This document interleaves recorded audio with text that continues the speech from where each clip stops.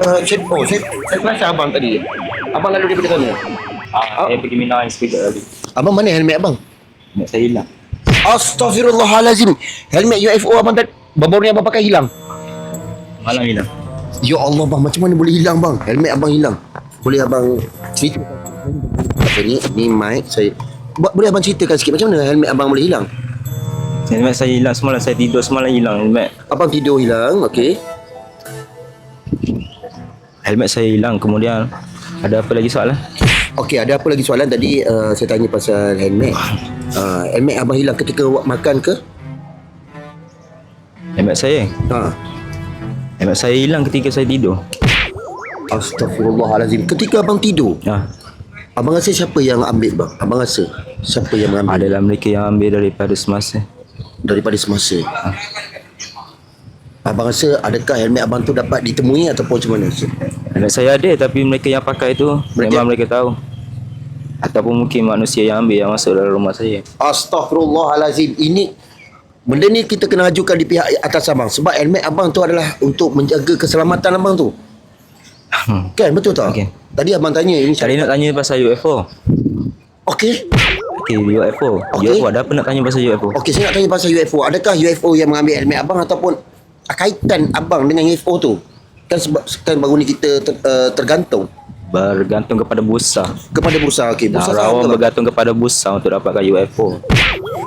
Sekarang ni kita bergantung kepada bursa lah untuk mendapatkan UFO. Lokasi, koordinat, tempat penempatan dan keseluruhan tempat mereka daripada apa yang mereka miliki akan datang. Dan mereka memiliki Kondisi koordinat lah. kondisi koordinat mereka daripada file. Kepada file. Boleh jumpa di bursa. Boleh jumpa di bursa alien. Bursa alien di Singapura. Alien. Astagfirullahalazim, bermakna UFO ditempatkan di Singapura sekarang. UFO daripada anda boleh membawa UFO untuk berkunjungan dengan Okey. Okey. Oh, maksudnya berkunjungan di tempat yang berkaitan daripada soal jawab. Okey. Soal jawab human. Maksudnya kita nak UFO tu diberkunjungan lah ke Singapura lah. Kan? UFO tu daripada semasa memang ada, tapi pemilikan hak milik peribadi anda masing-masing. Astagfirullahalazim, bermakna hak pemilikan peribadi lah. Sudah ada daripada semasa daripada Sudah ada announcement memang sudah ada untuk populasi. Memang mereka ada shifter UFO mereka, tapi UFO mereka tidak berguna untuk koordinat. Namun koordinat mereka terlepas kepada koordinat kapal terbang sahaja, bukan UFO. Astagfirullahalazim, bermakna UFO bukan saja koordinat. UFO bukan saja koordinat, tapi koordinat yang pasti dengan wacana Yang wacana yang anda bikin lah. Tapi UFO tu cuma kapal terbang yang anda bikin. Yang UFO tu hanya kapal terbang lah. Okey. Tadi abang tanya saya ini Daripada announcement, memang UFO tu ada daripada announcement. Yalah.